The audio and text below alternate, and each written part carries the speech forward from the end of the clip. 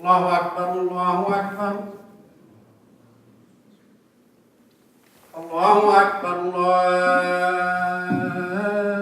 Akbar. The Pakistani community, the Yemenite community, they're both very large. The Yemenis are probably the largest. We're almost 5,000 strong though in Bakersfield. Islam encourages us to speak toward an unjust king or leader.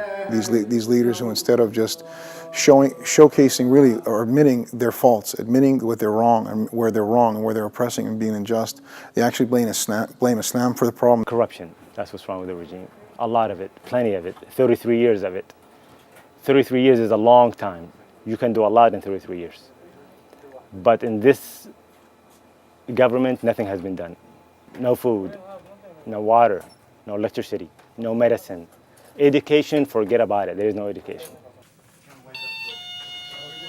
I'm a business owner, retail. It's more like a 99-cent store / check cashing. I also sell cell phones and accessories. I have two brothers here in town.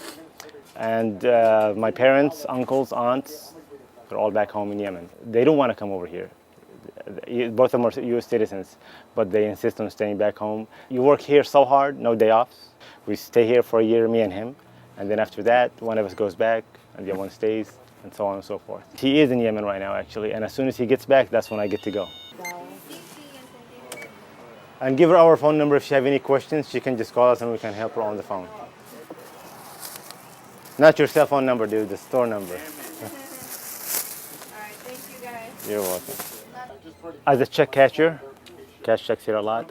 What I noticed within the past maybe 5 years, the decline of the employment checks and the incline of the unemployment checks. That I noticed pretty hard.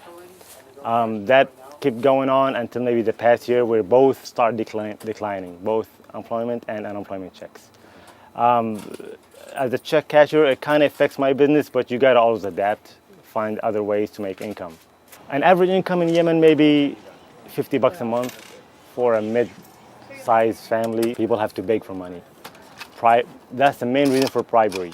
You want to do anything, you have to bribe. If they had enough income, this would not be happening at all. Everything would be legit. President, he is the main guy of the regime. The aid that's been coming straight to him, we don't know where the money goes. Apparently it goes to his pocket. He probably invested elsewhere. We don't know what's going on. But we know 33 years and all that aid, all those millions and billions and trillions of dollars, they do not filter down to the simple people. The poor still getting poorer and the rich still getting richer. Okay, ready? Let me go ahead. We're gonna close up.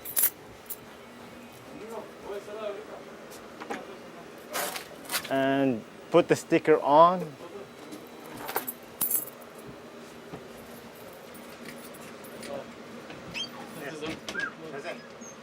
And let's wrap it up. Okay, I don't know why, especially in this side of town, they have problems with filling out applications. So most of the time, neighborhood guys, they come over and I help them out with their applications. Mostly welfare applications. How to fill this out, what do they mean by that, so on and so forth. You gotta be nice to them. Most of them are, especially the elderly, on medication, a little confused. You know, you can't be aggressive with everybody. You are a good Muslim, you have value. You are not good Muslim, you have no value. The blood of the Muslim Ummah, like cheaper than the blood of the ocean. In Yemen, in Egypt, in Syria, and subhanAllah, like that. So that's why you have to make dua for your brothers, inshallah. الحمد لله رب العالمين الرحمن الرحيم مالك يوم الدين. The revolution in Yemen has been going on maybe for over 10 years, maybe for 20 years. Whether you're from the north or the south, there isn't that sense of injustice between us. We feel for each other, we respect each other. It was all a regime game to stay in power. As long as there is tension between south and north, the regime stays in power. The flags are united. There is no southern flag, northern flag anymore.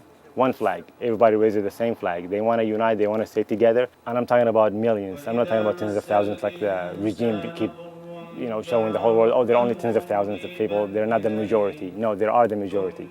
When the majority of people are screaming out, You don't have to have a gun or a knife or a baseball bat to prove your point. When people gather up and they want to say one thing, the world will hear. It'll take a while, but I wish that Yemen becomes a state more like Turkey. We don't want to be a kingdom like Saudi Arabia. No. I'd love for myself and for my family to end our lives where it all starts and began, in Yemen, in the city of Taiz. Hopefully when that day comes, Yemen will be more prosperous, moderate, successful country.